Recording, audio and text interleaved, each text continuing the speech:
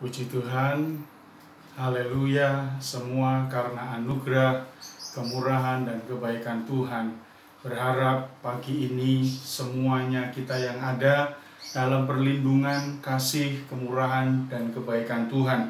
Puji Tuhan, pagi hari ini sama-sama kita akan merenungkan kebenaran firman Allah.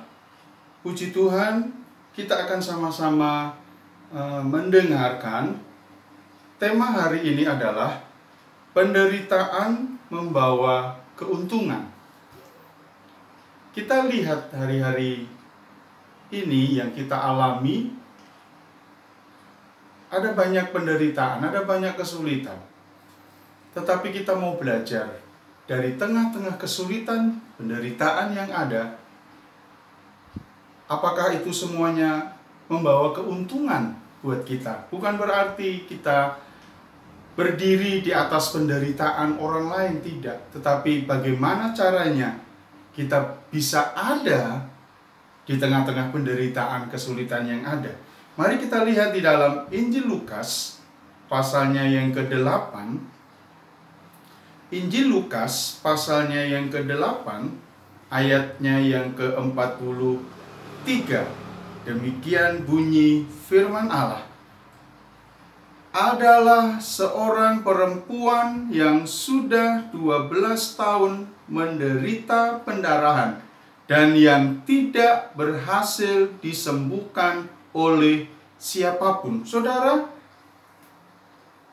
kita sudah dengar firman Allah, dan mungkin kita sudah pernah mendengar kisah seorang perempuan yang menderita pendarahan selama 12 tahun.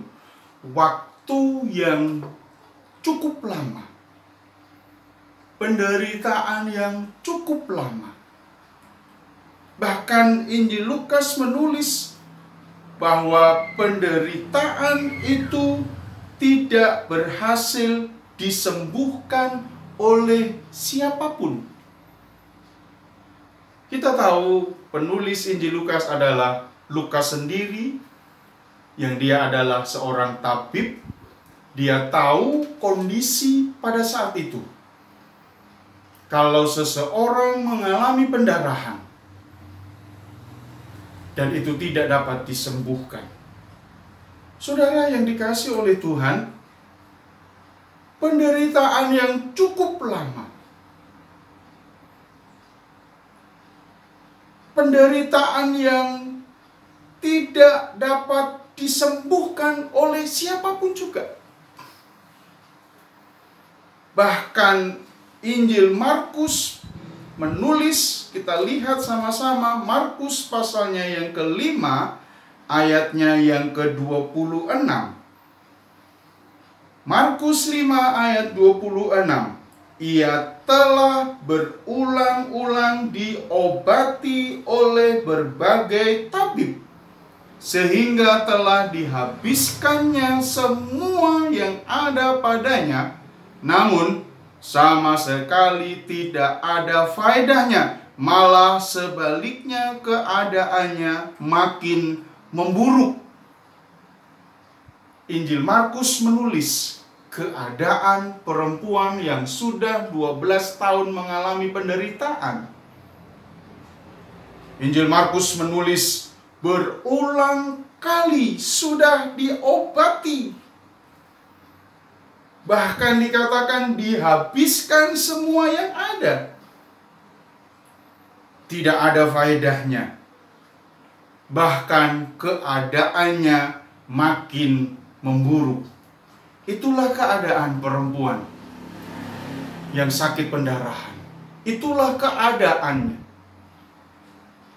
Sudah lama dia menderita. Dikatakan tidak berhasil disembuhkan oleh siapapun juga. Berulang-ulang diobati tidak berhasil. Bahkan semua yang dia punya habis karena sakit itu. Dan keadaannya semakin memburuk. Saudara, keadaannya semakin memburuk. Ada satu pertanyaan. Kalau kita mengalami kondisi keadaan yang seperti ini, apakah yang bisa kita lakukan? Apakah yang bisa kita kerjakan? Di tengah-tengah penderitaan, di tengah-tengah kesulitan, apa yang bisa kita lakukan? Apa yang bisa kita kerjakan? Semuanya sudah habis. Usahanya sudah maksimal tapi tidak membawa dampak. Bahkan keadaannya semakin memburuk. Tidak ada yang bisa menyembuhkan, siapapun juga. Saya percaya pasti ada putus asa. Pasti hari-hari yang dilalui penuh dengan air mata. Mungkin marah. Mungkin juga menyalahkan. Itulah keadaannya. Di tengah-tengah penderitaannya, ada putus asa, ada tangisan, ada kemarahan mungkin di dalamnya. Tapi kita melihat kisah seorang perempuan yang menderita 12 tahun pendarahan. Kita akan belajar dari kisah itu. Apa yang dilakukan oleh perempuan itu? Dari semua yang tertulis baik di Injil Lukas dan di Injil Markus, saya bisa mengambil satu pendapat bahwa perempuan ini adalah seorang perempuan yang tidak pernah mengenal putus asa. Dia terus berjuang. Hari ini kita belajar di tengah-tengah kesulitan hari-hari ini. Apakah kita mulai putus asa? Apakah kita mulai terpuruk di dalamnya? Terus maju. Jangan putus asa. Jangan putus harap. Pagi ini kita belajar. Di tengah-tengah penderitaan, kesulitan yang ada, pasti ada perkara yang luar biasa yang akan didapat dari semuanya. Membawa satu keuntungan. Kita belajar, sudah. Kita lihat ayatnya yang ke-44 Injil Lukas pasal 8 ayatnya yang ke-44. Ia maju mendekati Yesus dari belakang dan menjamah jumbai jubahnya, dan seketika itu juga berhentilah pendarahannya. Maju mendekati Yesus dari belakang. Kenapa? Dari belakang. Saya percaya waktu dia mendekat, dia mengalami banyak kesulitan. Karena saat itu ada banyak orang sedang berada di sekeliling Tuhan Yesus. Perempuan itu berusaha mendekat. Ada usaha yang dikerjakan. Dia mendekat kepada Yesus. Dia maju mendekat kepada Tuhan. Kalau Markus pasalnya yang ke-5, ayatnya yang ke-27, kita lihat sama-sama. Markus 5 ayat 27, dia sudah mendengar berita-berita tentang Yesus. Maka di tengah-tengah orang banyak itu ia mendekati Yesus dari belakang dan menjamah jubahnya. Saudara, perempuan ini sudah mendengar berita-berita tentang Yesus. Oleh sebab itu dia maju mendekati Yesus. Jadi waktu dia mendekat kepada Yesus, bukan tidak ada alasan. Dia sudah banyak mendengar tentang Yesus. Dalam hatinya timbul pengharapan. Kalau ayat-ayat sebelumnya ditulis bahwa tidak berhasil disembuhkan oleh siapapun. Tapi waktu perempuan ini mendengar berita-berita tentang Yesus, tumbuhlah pengharapannya. Tumbuhlah pengharapannya kepada Yesus. Dia berusaha mendekat.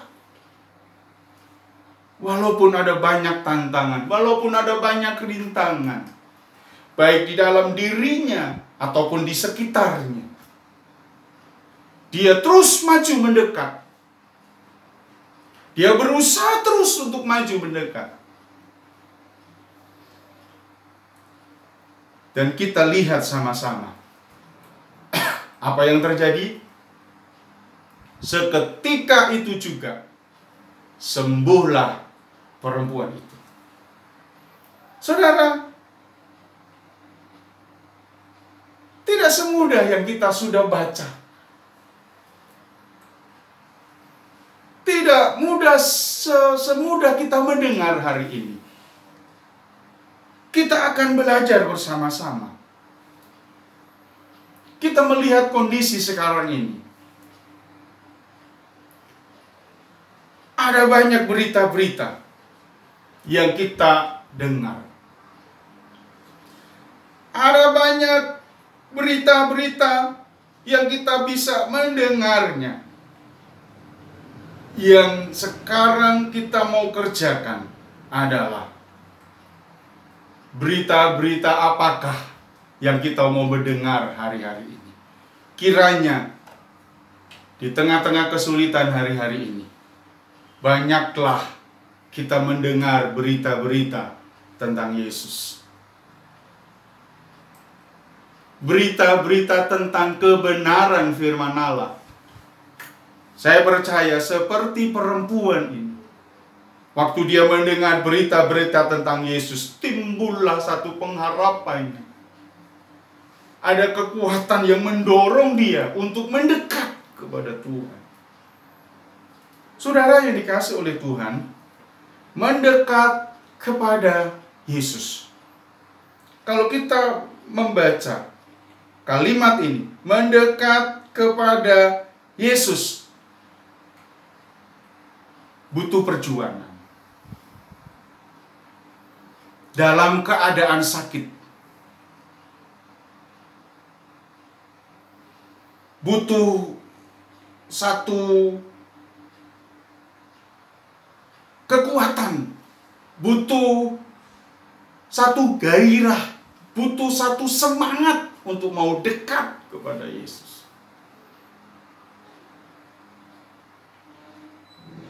Benar-benar dekat. Bukan hanya dekat, tetapi benar-benar dekat. Kenapa? Karena perempuan ini sampai bisa menjamah jumbai jubah Yesus. Bukan sekedar dia mendekat, tetapi betul-betul dia dekat. Saudara yang dikasih oleh Tuhan, seberapa dekat kita dengan Tuhan di hari-hari ini? Seberapa engkau dekat dengan Tuhan? Sedekat apa kita kepada Tuhan? Biarlah seperti ranting yang menempel pada pokok anggur, demikian juga kita semuanya. Begitu dekat dengan Yesus. Haleluya, puji Tuhan. Karena begitu dekatnya, dia mulai dapat menjamah jumbai jubah Tuhan Yesus. Dan firman Allah katakan, ada kuasa dari Tuhan yang keluar. Waktu perempuan ini menjamah, ada kuasa yang keluar dari Yesus. Terjemahan yang lain dikatakan, ada tenaga ada kekuatan yang keluar dari Yesus. Tidak asal menjamah, tidak asal dekat. Ada kuasa yang mengalir. Ada tenaga dari Kristus yang mengalir. Transfer. Mengalir. Karena perempuan ini menjamah. Tidak asal berdoa. Tidak asal memuji Tuhan. Tidak asal mendengar firman Allah. Tidak asal membaca firman Allah. Tetapi waktu kita berdoa, waktu kita memuji Tuhan, waktu kita mendengar firman Allah, waktu kita membaca firman Allah, biarlah kuasa itu mengalir dalam seluruh hidup kita masing-masing. Bukan sekedar itu yang kita bisa lakukan. Banyak orang yang di sekitar Yesus, murid-murid berkata, ada banyak orang di sekitarmu. Tetapi Tuhan berkata, ada kuasa yang keluar. Ada kekuatan yang keluar, ada tenaga yang keluar dariku. Berarti saudara, kita mau belajar kepada perempuan ini. Waktu kita berdoa, waktu kita memuji Tuhan, waktu kita mendengar firman Allah, waktu saya dan saudara membaca firman Allah, kiranya ada kuasa yang mengalir dalam hidup kita masing-masing. Kita rindu kuasa Allah itu mengalir. Di tengah-tengah penderitaan perempuan yang sudah sakit selama 12 tahun. Di tengah-tengah penderitaan, di tengah-tengah kesulitannya, ternyata membawa satu keuntungan yang besar. Keuntungannya adalah perempuan ini bisa berjumpa dengan Tuhan. Dia bisa dekat dengan Tuhan.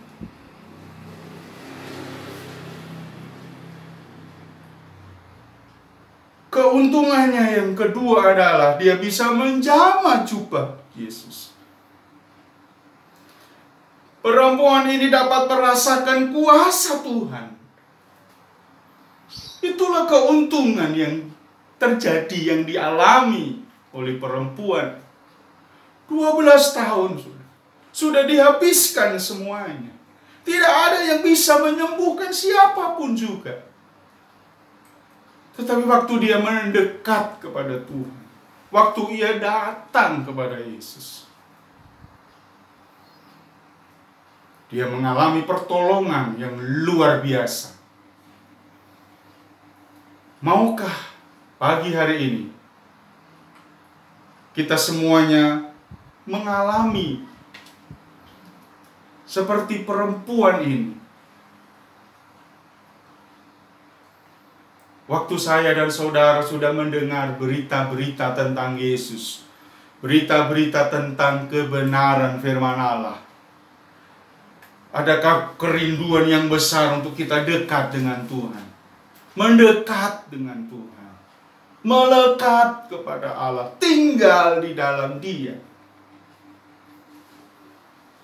Rasakan kuasa Tuhan itu bekerja di dalam hidup kita.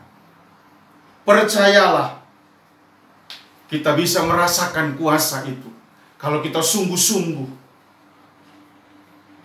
Waktu kita memuji Tuhan, waktu kita berdoa kepadanya, waktu kita mendengar firman Allah pagi hari ini, waktu saya dan saudara mendengarkan firman Allah, kita mau melakukannya dengan sungguh-sungguh. Saya percaya ada kuasa Tuhan yang mengalir di dalam hidup, yang dapat memulihkan keadaan kita semuanya. Ada keuntungan yang sedang menunggu bagi orang-orang yang percaya kepada Kristus, yang sungguh-sungguh mencari Dia, yang mau mendekat kepadanya. Hari ini alami kuasa Tuhan, hari ini alami hadirat Tuhan di dalam hidup kita masing-masing. Saudara, ayat yang terakhir Lukas pasalnya yang ke-8, ayatnya yang ke-48. Demikian bunyi firman Allah. Maka kata Yesus kepada perempuan itu, "Hai anakku, imanmu telah menyelamatkan engkau. Pergilah dengan selamat." Haleluya, haleluya. Ada terjemahan yang lain dikatakan, "Anakku, engkau sudah sembuh karena engkau percaya. Pergilah dengan damai sejahtera." Sekali lagi, engkau sudah sembuh karena engkau percaya. Pergilah dengan damai sejahtera. Pengalaman yang luar biasa yang dialami oleh perempuan ini. Di tengah-tengah penderitaannya, di tengah-tengah sakit penyakit, ternyata di balik itu semuanya ada keuntungannya. Dia bisa berjumpa dengan Tuhan. Dia bisa merasakan kuasa Allah. Puji Tuhan, haleluya. Biarlah pagi hari ini benar-benar kita bisa merasakannya. Kita boleh mengalami kuasa Allah. Haleluya, terpujilah nama Tuhan. Sebelum kita mengakhiri pemberitaan firman Allah pagi hari ini, kita mau menyanyikan satu pujian. Saat ku tak melihat jalanmu. Kita akan pujikan. Saudara boleh rasakan kuasa Allah mengalir di dalam hidup saudara. Kuasa itu bekerja di dalam hidup. Haleluya, Yesus. Terima kasih Tuhan. Haleluya, amin.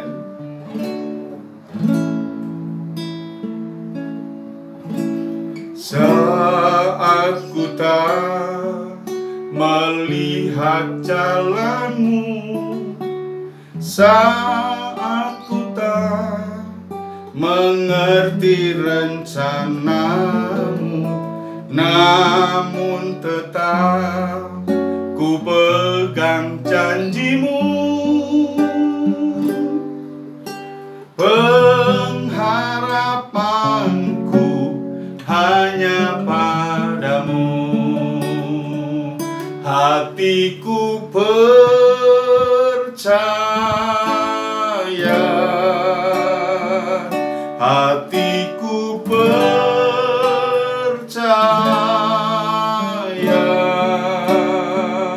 hatiku percaya,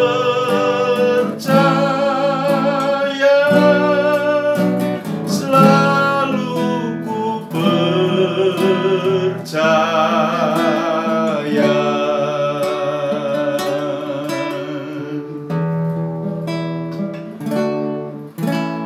Saat ku tak melihat jalanmu, saat ku tak mengerti rencanamu, namun tetap ku pegang janjimu. Pengharapanku hanya padamu. Hatiku percaya,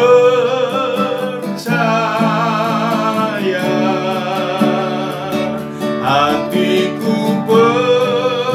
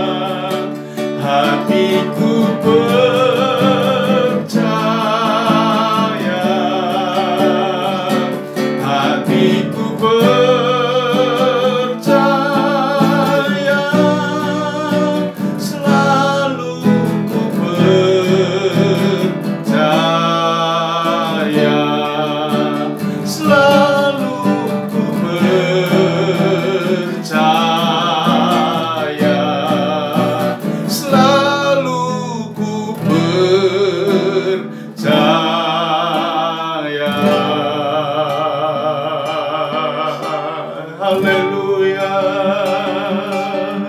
haleluya, glory bagimu Yesus, amin, amin, haleluya, haleluya, haleluya, bahwa kami percaya kepadamu ya Allah, haleluya, haleluya, haleluya, haleluya, amin, amin, amin, amin, amin, amin, haleluya, syukur Tuhan, haleluya.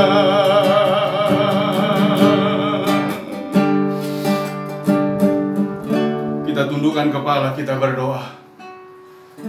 Terima kasih buat kebenaran firman-Mu pagi hari ini, membawa kami semuanya